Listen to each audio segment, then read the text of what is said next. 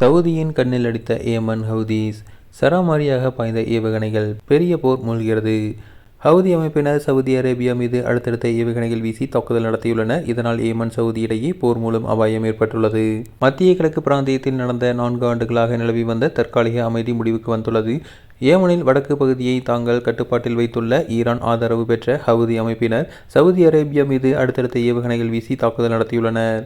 தங்கள் கட்டுப்பாட்டில் உள்ள சனா சர்வதேச விமான நிலையத்தின் மீது சவுதி அரேபியா குண்டு வீசி தாக்குதல் நடத்தியதாக குற்றம் சாட்டி அதற்கு பழிவாங்கும் நடவடிக்கையாக இந்த தாக்குதலை நடத்தியதாக ஹவுதி தரப்பு அறிவித்துள்ளது. இதன் மூலம் இரு தரப்பிற்கும் இடையே கடந்த 2022ஆம் ஆண்டு முதல் நீடித்து வந்த அமைதி ஒப்பந்தம் அதிகாரப்பூர்வமாக முடிவடைந்துள்ளது. சவுதி அரேபியாவின் தெற்கு பகுதியில் உள்ள அப்கா சர்வதேச விமான நிலையத்தை குறிவைத்து இந்த ஏவுகணை தாக்குதல் நடத்தியதாக ஹவுதி இராணுவ செய்தி தொடர்பாளர் தெரிவித்துள்ளார். இந்த தாக்குதலை தொடர்ந்து சவுதி அரேபியாவின் வான்வெளியை பயன்படுத்த வேண்டாம் என சர்வதேச விமான நிறுவனங்களுக்கு ஹவுதி அமைப்பினர் எச்சரிக்கை விடுத்துள்ளனர். சனா விமான நிலையத்தின் மீதான தாக்குதல்கள் நிறுத்தப்படும் வரை இந்த எச்சரிக்கையை தீவிரமாக எடுத்துக்கொள்ள வேண்டும் என்றும் அவர்கள் குறிப்பிட்டுள்ளனர். இந்த தாக்குதல் குறித்து சவுதி அரேபியா அரசின் தகவல் தொடர்பு அலுவலகம் உடனடியாக எந்த ஒரு அதிகாரப்பூர்வ விளக்கமும் அளிக்கவில்லை.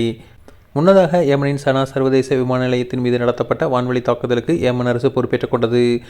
ஈரான் நாட்டு விமானம் ஒன்று அங்கு தரையிறங்குவதை தடுப்பதற்காகவே இந்த தாக்குதல் நடத்தப்பட்டதாக ஏமன் பாதுகாப்பு அமைச்சகம் விளக்கியுள்ளது. மேலும் ஏமனின் வான்வெளியை மீறும் எந்த ஒரு எதிரி விமானத்தையும் தகுந்த பதிலடி கொடுக்கப்படும் என்றும், நிலைமை வரும் நாட்களில் கையை மீறி போனால் அதற்கு ஈரானை பொறுப்பேற்க வேண்டும் என்றும் ஏமன் அரசு எச்சரித்துள்ளது. இதற்கு பதிலடி தரும் விதமாகவே ஹவுதி அமைப்பினர் சவுதி அரேபியா மீது அடுத்தடுத்து ஏவுகணைகள் வீசி தாக்குதல் நடத்தியுள்ளனர். இதனால் ஏமன் சவுதி அரேபியா இடையே போர் மூலம் அபாயம் ஏற்பட்டுள்ளது. மத்திய கிழக்கு பிராந்தியத்தில் கடந்த 4 ஆண்டுகளாக நிலவி வந்த தற்காலிக அமைதி முடிவுக்கு வந்துள்ளது.